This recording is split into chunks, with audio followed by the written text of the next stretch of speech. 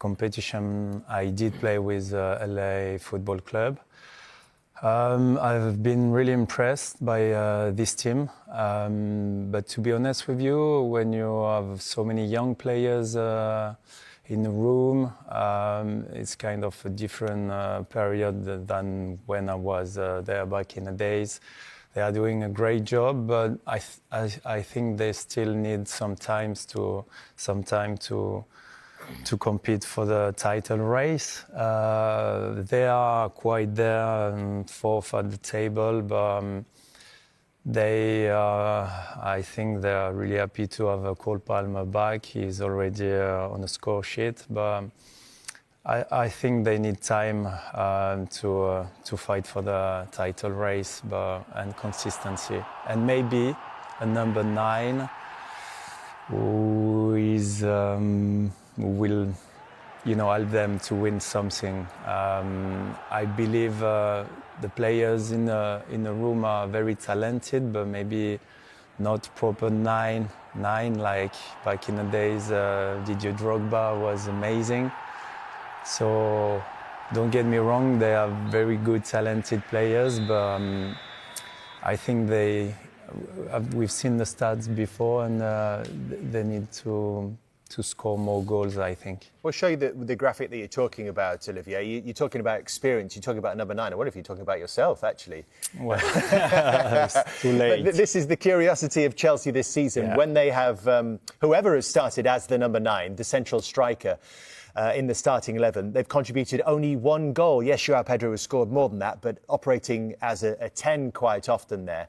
But they've scored more goals from midfield than any other team, and more from defence than any other team. It's just that curiosity, isn't it, about that starting central striker. But Chelsea needed that victory. It had been a period of inconsistency, as Olivier was saying. They got the job done against Everton, but really the headlines were made after the game by the comments of Enzo Maresca. After a complicated week, since I joined the club, the last 48 hours has been the worst 48 hours since I joined the club, because many people didn't support us. So very happy for Malo in that moment, that the effort from Malo, from the rest, show that they are all there and they want to help this club. Interesting. So today he was asked to clarify those comments in his press conference ahead of the Carabao Cup tie with Cardiff. He chose not to. He said he'd said all he wanted to say on Saturday night. So by doing so, Jamie, by refusing to clarify, there's still, I suppose, this uncertainty really about who he was talking about. It's not uncertain. He's speaking about the owner and the sporting directors. And I think this is a classic case that we see at a lot of clubs now, where you have a head coach, not a manager, and sporting directors. And what you get is the coach comes in initially and agrees to the terms and conditions, but then he feels like, yes, but then he feels like he's done a really good job, and he has done a great job getting champions. Always a strategy to get through it, but by simply doing what he did today is going to make people talk and talk more about the fact that there could be an issue between Enzo Maresca and the people he works for, because he's left it hanging in the air. Let's go back to what he actually said on Saturday. He said, the past 48 hours have been the worst of my time at Chelsea. Me and the team are not getting support from many people. And all people have been asking him is, what did you mean, Enzo? Who are the many people? Is it the owner? Is it the sporting directors? Is it Chelsea fans? Is it fans on social media? Is it newspaper reporters? Is it TV pundits?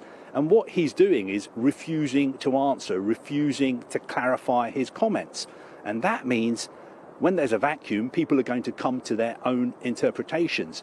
And the interpretation that most people are coming to is that there is an issue behind the scenes. Champions League football last season, winning a European competition and winning the Club World Cup. So then slowly he feels like he should get more power. He'll be really disappointed by Chelsea not going into the market and buying a centre-back in the summer when Colwill got the big injury. So in the last few weeks, the results have just turned on him a little bit. So he's calling something out, that he wants something in the public, which I don't agree with. We spoke about Mo Salah last week. This is not as extreme, but it's a similar sort of situation. I don't like people going public, whether it's a manager or a player. You sort it in-house. But the problem for Enzo Maresca is, if he continues like this, there's only going to be one winner, and it's not him. Well, we should talk about the job that he's done so far at Chelsea, and we can put that in statistical terms when we see the amount of points he's amassed since taking over at Chelsea. And he's in 5th place. And interestingly, there's not a huge gap between the top two there, Liverpool and Arsenal, and Chelsea. Only 13 points difference since Maresca actually came in. And as Jamie's saying, he's won the trophies as well. The UEFA Conference League, the Club World Cup. He's talked about the fact that if they beat Cardiff, they're into the 3rd semi-final of his time. So if this is a falling out, Jamie, and if there is a split and this split widens, who stands to lose more from this situation? Is it Chelsea or is it Enzo Maresca? I think it'll just be Maresca, because we are talking about Chelsea being one of the most coveted jobs, I would say, in European football. But the one thing you can't throw at Maresca is he's not capable at this level.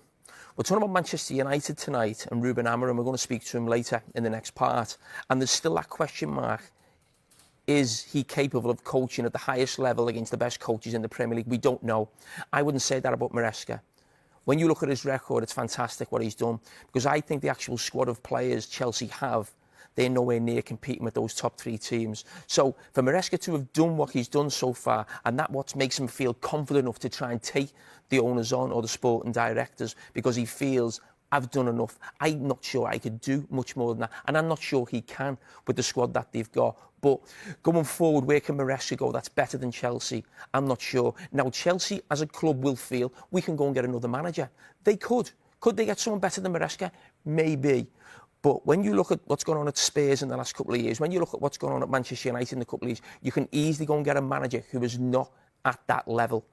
Maresca can go up against any manager, as he's proved, that it's Pep Guardiola, Arne Slot, Barcelona, the Champions League. He's more than capable tactically and as a top coach. Olivier, do you think it is possible for Enzo Maresca to achieve more with the squad he has, or do you think without those senior players, it's not possible to fight for the title?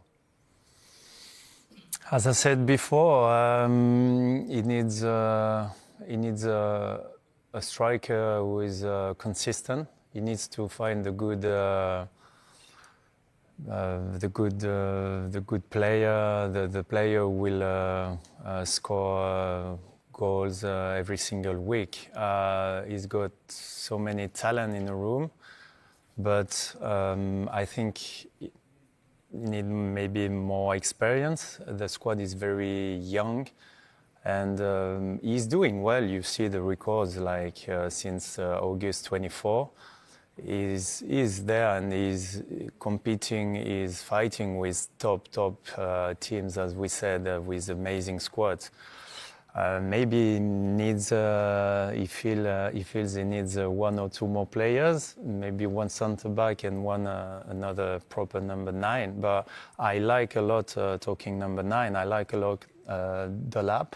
If we let him settle well and a bit of time, I think he can be the type of striker who can do the job. But I think Maresca is doing well so far. He's 4th at the table and they won the last game, so I'm not too much worried about the situation. I don't think Maresca is manager of Chelsea next season. Oh, okay. Regardless of what happens? No. I think when you come out and speak like your ownership like that and you start going public, that's a big problem. I don't see him there next season. A lot of interpretations. Mm-hmm. People are thinking, did he mean that he's got a problem with the media? Does he have a problem with what people are saying on television? Or is it more serious? Does he have a problem with the sporting directors? Does he have a problem with one of the owners at Chelsea? Obviously, when you make those comments, mm-hmm. you have to accept the fact that people are going to talk about them. I respect your opinion and I respect people's opinion, but again, I don't have nothing to add. And my focus is just on tomorrow game, that we can achieve the 3rd semi-final in 18 months since I joined the club. It's undeniable that you've done a fantastic job at Chelsea. but it's also undeniable that when you're the Chelsea head coach, when you speak in public, people are going to be very interested in what you say.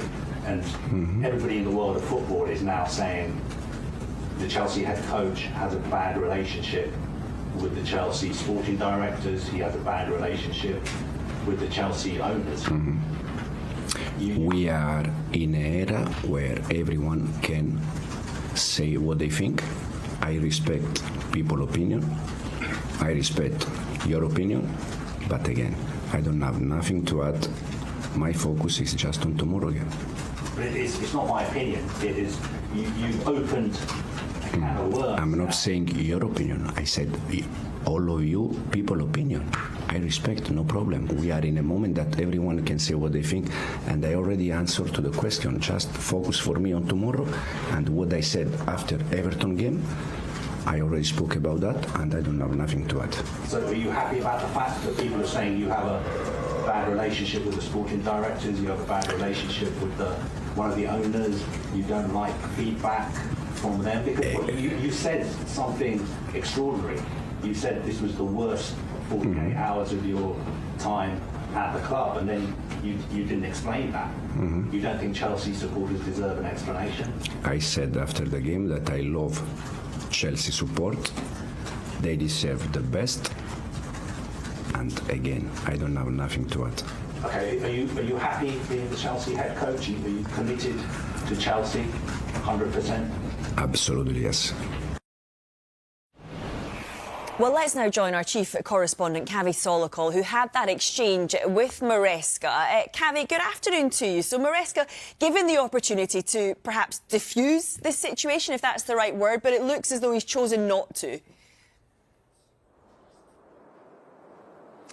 Yeah, interesting strategy from Enzo Maresca. Look, he's a free man. He can do what he wants. It's up to him how he answers questions. But I would have thought the best line for him to take today would have been to come out and maybe explain some of his comments and say, look, they were made in the heat of the moment. I was emotional after a game. Everything is fine at Chelsea. Of course, like all clubs, we have ups and downs. Sometimes we win, sometimes we lose. But overall, we are all united. There are no issues behind the scenes here, and we are fully focused on doing as well as possible this season in all the competitions we're in. But he decided to do something different, which is to not answer any questions and just keep saying, I said what I said on Saturday, I have nothing to add. The only problem with doing what he did is that it creates a vacuum where people can interpret what he said on Saturday. And the interpretation that most people have come to is that he doesn't have a good relationship at the moment with the Chelsea sporting directors and with the owner of the club, who is effectively in charge of the club at the moment. And Enzo Maresca had the opportunity today to come out and say that no, that is not the case. There are no issues in his relationships with the people above him, but he chose not to do that. And I think that means that this story is going to run and run, when he could have nipped it in the bud, when he could have come out and just said, look, I said what I said. It was in the heat of the moment. Lots of people say things in press conferences straight after the games. I don't necessarily regret what I said, but let's move on. We're all united. He didn't do that. Because, Kavi, what do you think the view of the Chelsea hierarchy will be then after Maresca's comments? Well, look, I think everything that Enzo Maresca says and does is analysed.